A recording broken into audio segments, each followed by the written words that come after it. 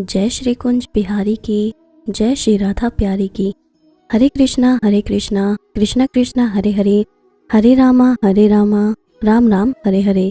भगवत रसिक channel में आप सभी का स्वागत है। हरि के प्यारे भक्तों, नारद मुनि का नाम तो आप सभी ने सुना ही होगा। हर साल ज्येष्ठ महीने के कृष्ण पक्ष द्वितीया को नारद जयंती मनाई जाती है। हिंदू शास्त्रों के अनुसार नारद को ब्रह्मा के मानस पुत्रों में से एक माना गया है। प्रत्येक पुराण में उनकी कहानियाँ आपको मिल जाएंगी। तो चलिए आज जानते हैं कि आखिर क्या था नारद जी की शक्ति का राज और क्या है उनकी कहानी। और अगर आप भी ये जानना चाहते हैं तो इस वीडियो को अंत तक ज़रूर देखिएगा।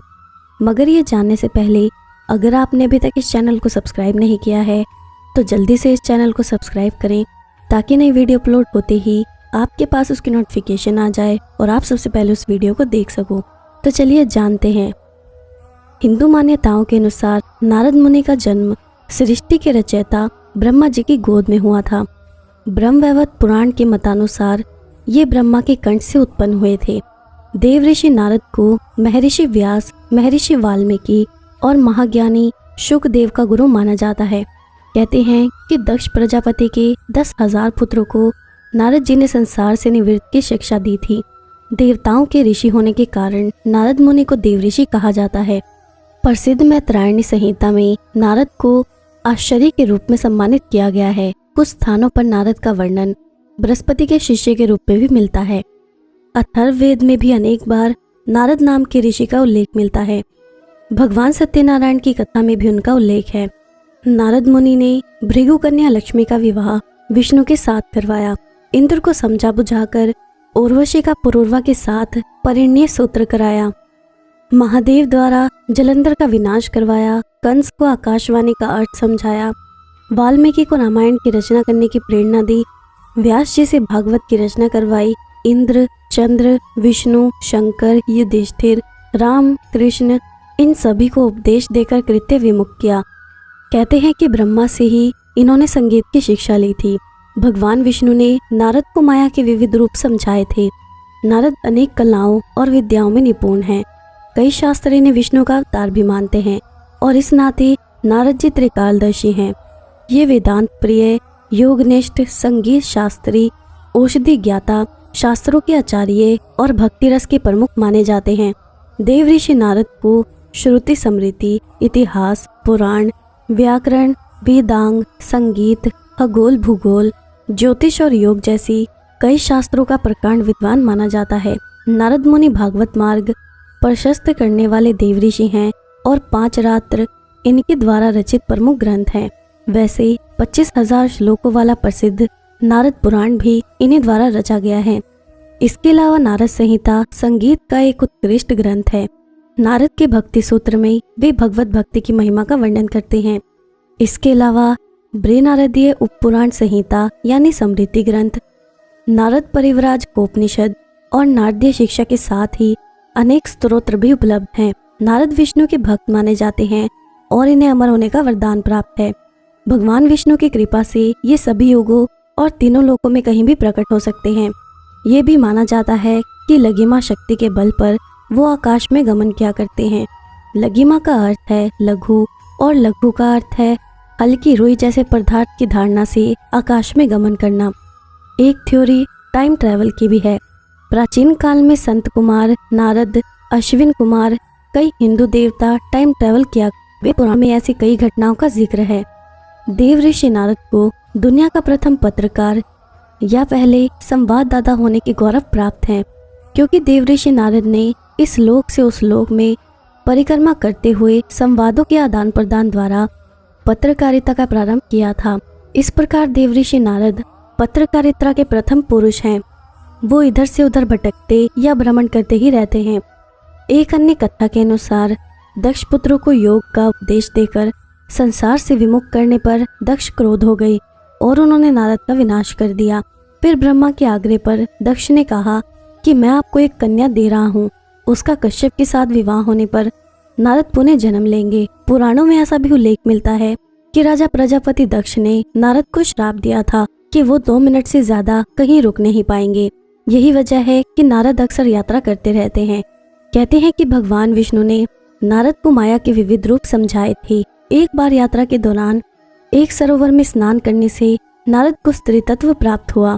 स्त्री रूप में नारद 12 वर्षों तक राजा तालजंग की पत्नी के रूप में रहे।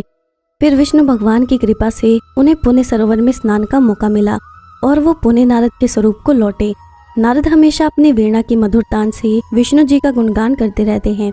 वो अपने मुख से हमेशा नारायण नारायण का जाप करते हुए विचरण करते रहते हैं। नारद हमेशा अपने आराध्य विष्णु के भक्त की मदद करते हैं। मान्यता है कि नारद ने ही भक्त प्रहलाद, भक्त अम्बरीश और ध्रुव जैसे भक्तों को उपदेश देकर भक्ति मार्ग में प्रवृत्त किया था। कहते हैं कि दक्ष प्रजापति के 10,000 पुत्रों को नारद जी ने संसार से निवृत्ति की शिक्षा दी, जबकि ब्रह्मा उन्हें सृष्टि मार्ग पर आरूढ़ करना चाहते थे। ब्रह्मा ने फिर उन्हें श्राप दे दिया था। इस श्राप से नारद गंधमादन पर्वत पर गंधर्व योनि में उत्पन्न हुए। इस योनि में नारद जी का नाम उपब्रहण था। ये भी मान्यता है कि पूर्व काल में नारद जी उपब्रहण नाम के गंधर्व थे। कहते हैं कि उनकी 60 पत्नियां थी और रूपवान होने की वजह से वो हमेशा सुंदर स्त्रियों से घिरे रहते थे। इसलिए ब्रह्मा ने इन्हें शूद्र योनि में पैदा होने का श्राप दिया था। इस श्राप के बाद नारद जी का जन्म शूद्र वर्ग की एक दासी के यहाँ हुआ। जन्म लेते ही पिता के देहांत हो गया। एक दिन सांप के काटने से इनकी माताजी भी संसार से चली गई। अब नारद जी संसार में अकेले रह गए।